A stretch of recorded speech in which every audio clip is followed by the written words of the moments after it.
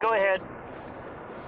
Anyway, it's off, Eric. The whole thing. Yeah. You know, we're still here talking about it a year and a half later because there's no one, solution. No solution. Right. And two, a lot of things just don't make sense. You know, I think if Jack had just came out and given us the pass through the poem, given us the solve, I don't know that we'd be still here digging. Maybe he just doesn't even know it. I'm driving by a huge I almost drove off the road. I suddenly realized I was driving past a huge solar panel farm. Yeah, those go for miles. Man, I didn't even know we had one around here. Well, anyway, did you hear what Elon Musk? Did you hear what Elon Musk said about solar panels? He said, Elon Musk said in an interview, if you took 100 square miles in a corner of Utah, I guess he's actually looked into it a bit, and you completely populated the 100 square miles of Utah in this particular place, I guess it's must be probably a real sunny spot. He said the energy, this kind of was hard to believe, because you know how much, I mean, when you look at a continent, you realize how small 100 square miles is, right? He said that would provide energy for the United States. I'm kind of like, that's amazing if it's true. I wonder. Yeah, that seems hard to believe. But anyway, well, what do you think then is, so we're stuck, right? We've been stuck, I guess. I mean, I don't know where we are. You know, right back where we started. We're in Saluda. We're in Saluda, South Carolina, folks. Wow. Saluda, South Carolina. Saluda, South Carolina, and I just drove by something that I used to do as a little kid in Virginia, burning piles of leaves in the front yard. Man, we can't do that where I live now. No, we don't have leaves where I live. You're in Florida, correct? Yeah, you're in Florida. Yeah. I grew up in Connecticut, though, so I know about the burning leaves. Yeah. I don't know what, I'll tell you, Miriam, and it was I think I said in my Steve interview, I just think it's absolutely irritating and kind of mind-boggling to think that when it comes to real evidence, we know nothing more than we knew when we started looking. What is that? That freaks me out. What is that? 10 years from now, we're all going to be looking at each other going, assuming we're all here, because I'm getting up there, but other people are. I mean, we're all going to be sitting around going, you know, we don't know. We don't know anything. I mean, we hear things, Wyoming, you know, well, we agreed to say. I mean, what an odd thing to say. We agreed to say it was in Wyoming. Right, and I'll say, you know, if Forrest lied about any of it, everything's on the table. Maybe it wasn't Wyoming. We just don't know what to believe at this point. Obviously, we're being told 9 Mile Hole, and again, I'm going to say it, the salt sucks. If it was 9 Mile Hole, sorry if that's where you were searching. I just realized you told me that. But generally, I mean, that salt through the poem is no. See, bad. What 9 Mile Hole was that? I will say this about 9 Mile Hole. My final solution was Three Forks, Montana, on the Jefferson River at the end of Willow Creek that ran over to the Madison. Or rather there's a whole story with a guy, it's a long story. That was my final solution where I wasn't even at the right elevation. But no, the 9 Mile Hole was earlier, but I have said this about that. My 9 Mile Hole, Did I Find the Chase video, that was the one that got the most people. I think 3 different people contacted me, private messaged me and said, all I had to do was look down the river from the rock, Forrest Fenn's rock, that, you know, that weird mushroom rock on the side of the river. All I had to do was walk down the river and go across it. And I had 3 different, I think it was 3 different people told me that, private message, hey, you screwed up, Eric. All you had to do is walk down the Madison and go across it. And well, 9 Mile Hole was a popular spot, you know. But we only know that because Cynthia said so, right? Yes. What is? I know you seem very diplomatic, and I appreciate that. I try to be diplomatic. Yeah, why get in arguments? I'm not mean to anybody. I'm not calling people names. No, that's I smart. get a little bit frustrated when, we get told certain things, and again, we're just expected to believe it without Proof. a shred of evidence, or we can't tell you why, but we can't tell you why, but we'll never tell you why we can't tell you why, because nobody knows why we can't tell you why. Why? I hate that. Okay, okay. But yeah, was Cynthia, isn't it safe to say, and this is not in any way disparaging of anybody, is it not safe to say Cynthia was a right-hand woman of Forrest Fenn? I believe that, sure. And that, Friday. and that even now, I mean, I'm not trying to bring this up to be disparaging, but even that situation where she and Odia's Soul went into Shiloh's and smuggled K-Pro in, I mean, it still sounds like Shiloh considers Cynthia, I mean, people should understand, he would thought he was just talking to Cynthia and Odia's Soul when he said, come on in. So he still considers her, it sounds like Shiloh considers Cynthia still still kind of a friend of the family, or do I not know?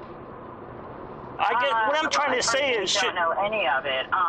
What I'm trying to ask is, he wanted a book signed or something. I'm not sure. I wonder if K-Pro was actually smuggled in. I think, first of all, it's rather rude to show up at somebody's house. Well, yeah. Well, not say who's with you or not announce yourself. But yeah. I think maybe it was more of a joke for entertainment's sake. And she was sitting in the backseat. Who knows? I don't know. Again, I don't have any problem with any of that.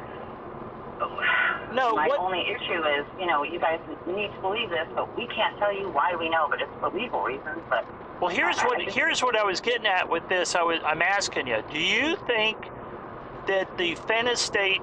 Here's my overall general query. Do you think the Fenn estate is in any way using anybody as like a Cynthia or a K-Pro to kind of guide the aftermath here? Are they? Oh, okay. Not really, no. Okay. I don't know. I think if Shiloh's writing a book, I'm a little surprised by that, to be honest.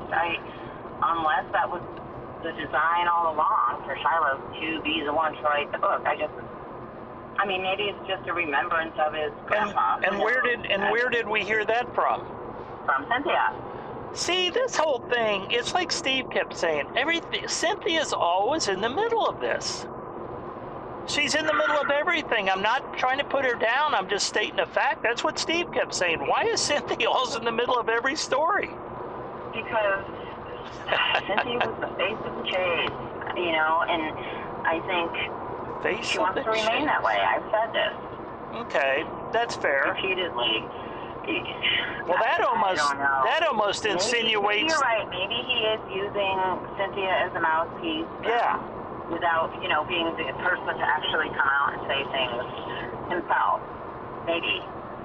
I don't know. Ooh, I don't know why Shiloh can't just say, hey, it was at 9 Mile Hall, and I'm telling you this. Like, what legal reasons are there for him not being able to do that, other than it being Yellowstone and then the legal implications with that? But again, we talked about that with the whole email, but I so wish. It's being said it's Yellowstone anyway. It's being shouted left and right. Yeah. We are really listening. I forgot something. If that chest, though, okay, so the story from the Fenn estate is that Jack was bequeathed in a kind of a little personal ceremony. Fenn kind of said, had a little wooden sword and says, I hereby give you you tapped him on the shoulders, I hereby give you the treasure, right? Right. Could there be a situation where Jack took the treasure to Fenn, it's still in Fenn's, quote, possession, legally speaking, it's now in Santa Fe, and then Fenn in Santa Fe gives it to Jack legally, like, I bequeath it to you, and that gets rid of the whole problem of it being taken out of Yellowstone. I don't know if that really makes sense. I think so. I don't know. the legalities of it, Eric. I haven't looked into it well enough, but I know there has something to do with a gift. If he gifts it back to you, Well, see, from a tax point of view, problems. I don't know. I mean, if he gave it, yeah, I don't know either. Just leave it at that. I don't know tax laws. I really don't know how it works. I do think that if it's a gift, first of all, I know that a gift of more than $10,000 you have to claim for the tax purposes. That I know for a fact. But as far as gifting treasure troves and all of that, and the legalities of finding it in a national park, I don't know. I mean, Jack as Condor 2 made all those comments about leaving the finder a shit show because it was found in a national park and this and that, or if it was found in a national park. All after April 19th, by the way. And Fenn certainly never said it wasn't. He just kind of said, well, wherever it is, we're going to work it out. It'll work out. Yeah. We'll just kick ass. My thought that whoever finds it is going to own it or something to that effect is what he said. Yeah. So Interesting. I don't know. And then he dies. And then he dies. That whole timing of everything. Right. Dear Dale, I'm thinking of ending the chase. Oh, Sexton dies. Dale, I'm really thinking of ending the chase. Oh, the treasure gets found. Oh, I die. I mean, what the hell? Do you think he committed suicide? I do. Now, that being said, it's such a personal issue, and God, it's almost like none of my business. Really? However, and I'm not so sure it even affects the story, but yeah, I do. I think there's a couple of reasons that I think that. Okay, first of all, I have the police report, right? I think I sent it to you. Yes. Okay, well, they said he was found snoring. Yes. I actually spoke to the responding officer on the phone. Wow. Yes, the responding officer who wrote the police report, I spoke to her on the phone. Problem is, she called me back, and it was midnight. What? She had just started working the late shift, or the overnight shift. And it was midnight. I was at an event for my husband's band. It was very loud. But regardless, at the time, there was some question of the funeral home that handles Forrest's body, right? Yeah. In the police report, it claimed one funeral home had picked him up, and then, according to some other records, it was a different funeral home that took care of his aftercare. Well, there were some questions about that, and she told me that they rotate them. It was no big deal. They rotate funeral homes. I think there's maybe 3 or 4 of them in Santa Fe, and they just, the police department rotates them by week. Right. She really wouldn't tell me a whole lot. At the time, we were kind of still wondering if Forrest was even really dead, and she assured me that he was, and she saw him. She would not tell me how he died. In the police report, it said that Zoe had come up to her in the driveway and asked for the utmost confidentiality. Right, I remember that. To her father's standing in the community. Yep. Now, that baffles me. Why would her father dying affect his standing in the community at all? It's not as if we didn't find out he died. I mean, we all knew he died. We all found out. It wasn't, news. It would only make sense if he committed suicide. Correct. That is the only thing that would affect the man's standing in the community. Exactly. And needing utmost confidentiality. Yep. And not only that, he was found snoring. You don't snore if you had a heart attack, Right. Anyway, look, also, I've done, I've done a few interviews with the New York Post mainly. Okay, the day that Forrest died, I was talking to the reporter, and the first thing out of her mouth was, I bet he killed himself. I bet he committed suicide. It was the first thing she said to me. And she had never even known that Forrest's father had committed suicide. She never knew that Forrest admired his dad for doing it. And it was the first thing that came to her mind. obviously she can't print that. She can't give her opinions, but, I mean, it's a bit strange. The timing is a bit odd.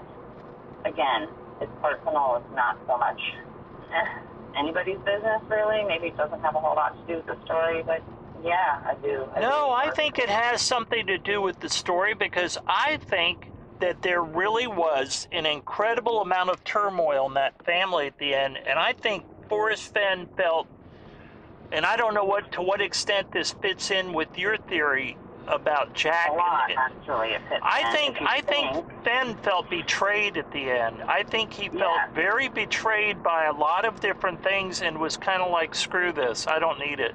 I don't like because yes, I agree. He put 100% I agree. He put that family through living hell. Frustration, you know what I mean? Yes. I agree. So there is so much to this. Right.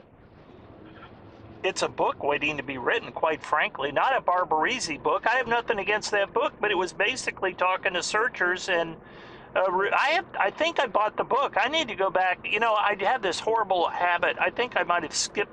I kind of went to the searchers I wanted to hear about and read their thing, and then I don't think I even read that email, which is astounding, but that's just the way I am. That email, I'm glad I just remembered it. That is so freaking... That right there, that right there should make everybody sit down and go, something fucked up. Something wrong with this. That is a fake email. It is so abnormal. I know. I know. I know. Yeah. I have found what looks like your chest. I am wondering whether I should retrieve it. What? Circle yes or no. What else are you gonna? What, you find a chest and you're not sure? You've been looking for 25 separate times in this area, and suddenly you're on logs. Oh my God! I got to go read that book some more. But isn't it ridiculous? It's absolutely ridiculous.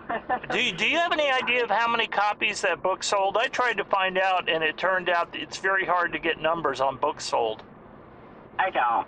Okay, I'm going to mention something else. I wasn't going to, but I am. Okay. Heck with it. And this is just loose opinion. Okay. Yeah, speculation. Now, I mentioned the auction site, right? Yes. While the auction site was still active, they had a Q&A section where people had written in questions and they answered people's questions via email. Yeah. Okay. One of the questions, I have it right in front of me, but it asked, what do you think of the place that Forrest chose for his treasure? Okay. And right. The answer that the person behind the website had given, it was lengthy and it was a lot to do with kind of eye of the beholder stuff, you know. Right. To each his own. But the exact words were, she said, hang on a second. He said, I've never been more at peace in my life than crossing the Pacific Ocean single-hand to Hawaii in the late 80s. All right? Now, there is one person who crossed the Pacific Ocean alone, solo, in a kayak in the late 80s. His name is Ed Gillette. Have you heard of him? Penn Gillette, the magician? No, Edward. Ed. Oh. Ed Gillette. I'm sorry, I was being a dumbass on purpose. I didn't really hear the name. Okay, no, I've never heard of him. So this guy sailed across the Pacific Ocean in 1987 to Hawaii. Right. Now, there was this book written, a biography about him and his voyage. It's called The Pacific Alone, The Untold Story of Kayaking's Boldest Voyage, right? Yeah. It was written by a man named Dave Shively. Dave Shively is the senior editor at Outside Magazine. Oh, boy. And Barbarisi writes for Outside Magazine. Right. And Barbarisi wrote The Thrill of the Chase and wrote about Jack Stoof finding the treasure. Now, I'm just putting it out there. I'm saying names because I really just don't give a crap and don't know if there's anything to it. But you never know. Might be worth looking into, just saying. Detective Joe Kenda said, we detectives don't believe in coincidence. Well, He's a guy that had I don't a TV. necessarily believe in coincidence either. When there's a clear pattern, it is no longer a coincidence. Yeah. So, Wow, interesting stuff. yeah. You sound like you have compiled a heck of a resume, a compendium of knowledge and emails and stuff. Well, Eric, stuff just doesn't add up, and not that I'm like spending all my time digging like a mad woman. I'm just. No, have you considered writing a book? And the whole thing is, we never got the solve. I only want. I know. Here's a poem. Just give us the damn solve. That's all I ever wanted. That lack of a solve is unbelievable. That's what I was talking about 10 years from now. 10 years from now, we're all really going to be sitting around and still don't know the solve? That's what it looks like. That's what it looks like. It's so pathetic. I know. God help us. I mean, we're all out there searching, and I enjoyed the searching. It was fun. Me too. I mean, I had a blast. I had never been in that part of the. I had never been in that part of the country. I'd been out further west, and I had been nearer, but tromping around in the Rockies. Never in a million years. And there I was, just like Ben said. He hoped people would, and it was well worth it. Trip, Yeah. I dragged my children and my older son's girlfriend out there twice. Cool. My husband and I went by ourselves twice. We had a blast. So your husband did not have a problem with you being into it. It sounds like your whole family enjoyed it. No, my husband hates it. He's just my driver. Oh. No, he doesn't want anything to do with it. He thinks we're all out of our minds and crazy. That is so funny. Zero to do with it. He won't. Yeah, I told him just leave me alone for an hour while I talk to you. But yeah, he wants nothing. That is funny. That is funny. For me, but yeah, he could care less or couldn't care less about it at all. Well, okay. But yeah, I mean, it's been fun. It was fun while it lasted, but now we're, a year and a half later, still talking about it. I know. And we're no closer to answers than we were a year and a half ago. And it sucks. It does suck. But it is what it is. Yep. Man. Until it's not. Until This is depressing as shit, Miriam. It's so depressing. I see sleeping pills in my near future. Sleeping pills, heavy snoring, laying in my living room with my cats walking around on me. It's just so depressing. It's depressing. I'm busy. I'm just, I have so much going on. I'm a busy person. So, but yeah, Fenn gnaws at me, and it's gnawed at me for a long, long time. I'm loud about it. I don't necessarily want to let it go, but. Have you considered writing a book? I considered writing a book when I thought I had the thing solved. And I had half the book written before I didn't find it. That's funny. I didn't know that. But who knows? All right. Sounds like we're running out of steam here. All right, well... I mean, I'm just asking. That's all I got, but... Yeah, I don't want to sit here and belabor you. If you gave me a lot to think about, and probably other people too. I'm going to have to go back when I edit this. I'll be able to see. I'll be able to follow your points more closely. But I get the general gist of it, and I've got to go read that email. Yeah, I think it makes it makes a lot of logical sense as far as why we haven't been told anything.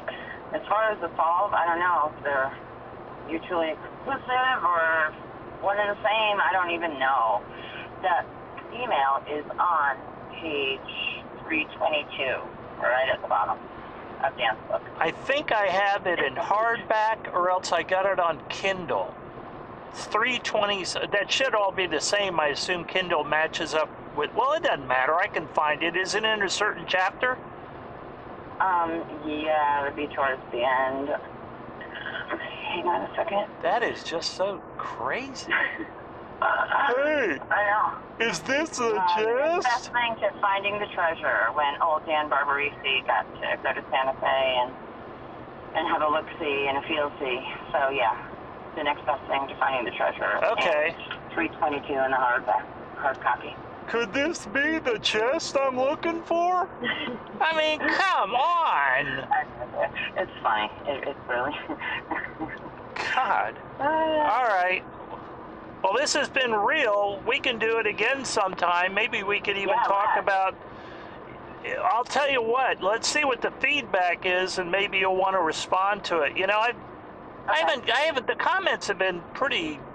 I had one guy who just got all over me. It was weird. I think he was someone that I offended, and he set up a fake. You know, he set up a dummy account but he was just all over me about a comment I made. If he's watching this, you dumbass, I'm speaking to him. Eric, no. Somebody will always be okay, offended. but this is what he got on me about. No matter what your mindset is, no matter what your opinions are. No. I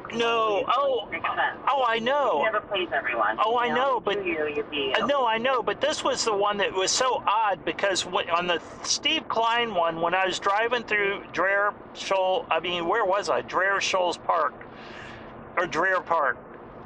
I drove through, and I was being, you know, when I get with Steve, it gets kind of rowdy, I guess, in a way, and he's kind of a funny guy, but I just drove through this very pale group of people. I mean, you know what it's like in Florida. I mean, even here in this time of year, people have residual tans. In Florida. Yeah, I mean, you still see a kind of a fading tan at this time of year. And these people, I just kind of made the offhand comment, man, I just saw the whitest people I've ever seen. This guy writes back, I mean, get this, Miriam writes back, talk about the pot calling the kettle black. You're Caucasian. This idiot thought I was talking about their race. I'm kind of like, yeah, I know we're both white. I didn't mean that. And he took off from there calling me names and stuff. I think it was someone that I had offended probably in past comments, because I've made some comments about people in the search community. I think it was one of them. It was an account with no videos, no comments, no, you know, it was just like a dummy account, so he could probably troll people, but right. Anyway, well, like I said, you're always going to offend somebody, and then some people just like to. All right. Arguments for fun. You know what I mean? Yeah. All right. Well, it's been wonderful talking to you. Likewise. As always. So, do you have anything? I guess I'm belaboring this, but I don't want to. I feel like I'm cutting you off, but you don't seem to feel like you're being. You seem to have said what you wanted to say for this round. So, hey, we can always do a round 2 or 3. We can always. You're not cutting me off at all. I could keep doing rounds like this forever. This is easy. Outside of the audio, these are easy videos because I don't have to think much. I let you guys do the thinking and talking, and I just kind of react like, what? What auction site? What are you talking about, Miriam? Oh, Eric, you poor boy. Yeah, do you not know? How long have we been on for? Like about an hour? Oh, God, probably. Okay, it's time to go.